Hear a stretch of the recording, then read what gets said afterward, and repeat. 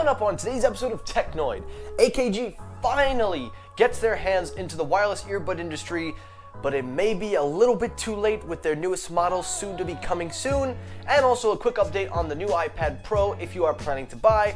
All that and more, so stay tuned.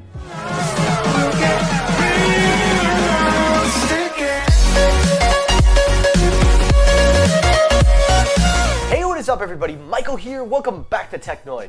Hope you guys are doing excellent, and guys, as you know, I did say I was going on a break, and I feel much better now, so I've got my head cleared, I'm all good to go. So thank you guys for tuning in. I hope you enjoyed today's episode, and guys, today is going to be a little bit of experimental because I'm going to try a few new things. Hopefully it works.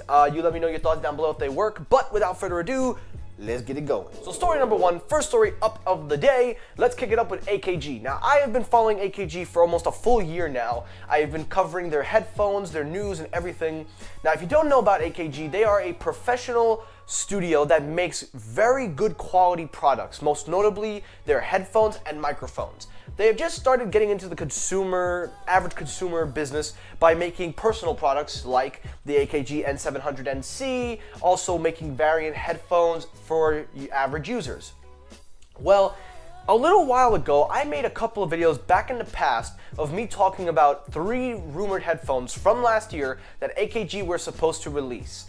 It's been almost a year and they didn't release them, but just recently they were spotted on an ad in Korea that they were giving away a pair if you buy one of their TVs. That was the first sign that I knew these headphones were coming soon, and now we've got it. So the article that you're seeing basically describes the brand new headphones that I have been personally looking forward to, the AKG N400.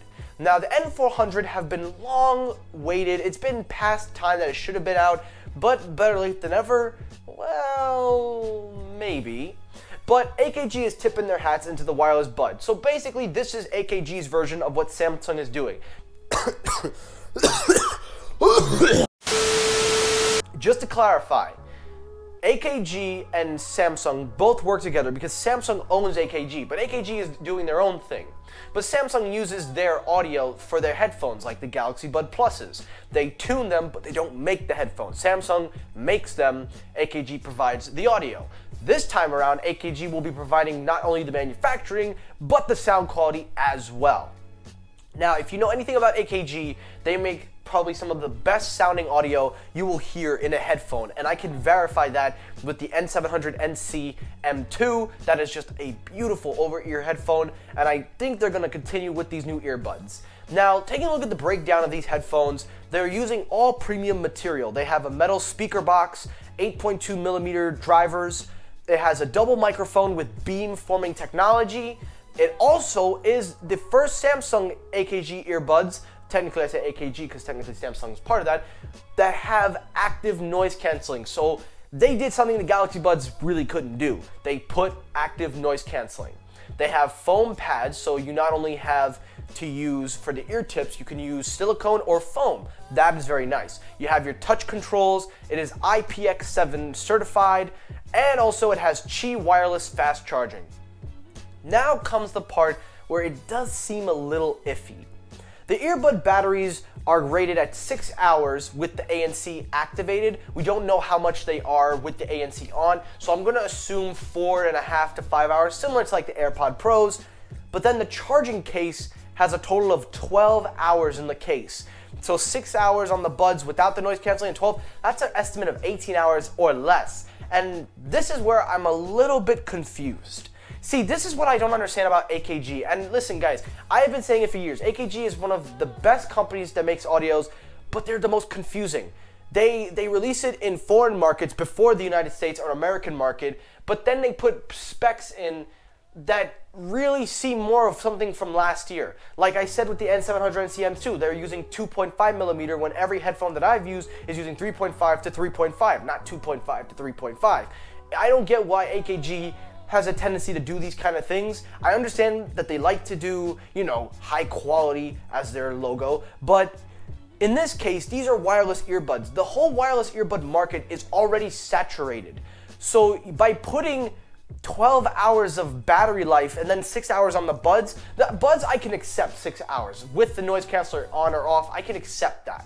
But 12 hours in the case is unacceptable when the Galaxy Buds have a total of 11 hours and 11 hours on the Buds, which give you 22 hours total. So right there is already, you're seeing some signs that maybe this should have been released last year. But with all that said though, I am definitely excited for these headphones. The images you're seeing are 100% confirmed and official, so I will definitely try to get my hands on these. As with all AKG products, they do start to roll out in Korea and then other markets, then they gradually make their way to America within a couple of months. But if I really do feel tempted enough, I'll probably just buy them from the outer market and just bring them here. But let me know your thoughts down below about AKG and what do you think of these new headphones? Will it make a dent in the market?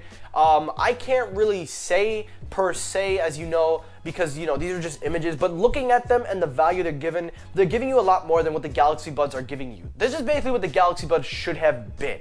Should have had noise canceller, and it should have been basically what AKG premium materials, because this headphone is looking to target against the AirPod Pros and also the Sony WF-1000 XM3s.